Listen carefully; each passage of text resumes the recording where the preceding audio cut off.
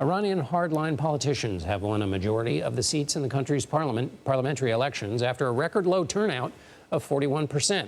That's the lowest participation since Iran's 1979 Islamic Revolution.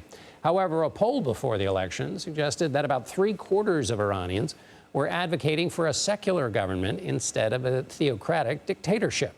According to a confidential survey conducted by Iran's ministry's Research Center for Culture, Art, and Communication, 73% of Iranians wanted a separation between state and religion. The attitudes have shifted regarding the mandatory head covering as well. Only 8%, less than 1 in 10 people, say they agree women must be made to wear a hijab. That's down from 19% from a similar poll back in 2015. Karim Sadjadpour joins me now. He's a senior fellow at the Carnegie Endowment for International Peace, where he focuses on Iran and U.S. foreign policy towards the Middle East. Karim, it's good to see you again. This was the first parliamentary election in Iran since the sustained mass protests over the death of Mahsa Amini. Does the turnout tell you anything?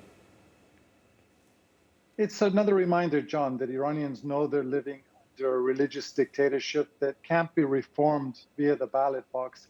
I think what's particularly insulting for Iranians is that, all politicians lie everywhere, but when you're being ruled by a religious government that rules from a moral pedestal and engages in this level of corruption and repression, I think it's even more insulting than just being ruled by your run-of-the-mill corrupt dictatorship.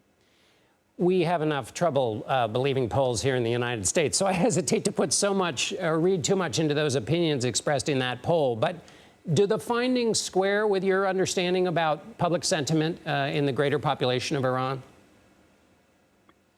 Definitely. I think everyone who has been following Iran for a while or has visited the country has noted these popular sentiments for many years now, that, after 4.5 decades of living under religious government, people want to separate mosque and state. Mahsa Amini, you mentioned, the 22-year-old Iranian woman that was killed for quote-unquote bad hijab.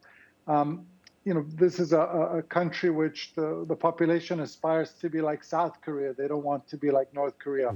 And so it's not at all surprising that less than 1 in 10 Iranians believe that the headscarf should be mandatory. And in fact, John, I think those numbers are probably even quite conservative, because when polling is done inside Iran, people are oftentimes reluctant to answer these questions openly for fear of reprisals if they if those on the other end of the phone are actually government intelligence agents. I want to ask you a question about the greater geopolitical situation going on right now. Iran's proxies have obviously been active in the area. How does, since the Israel-Hamas war started, how has Iran read the situation? Do they see advantages or are there risks?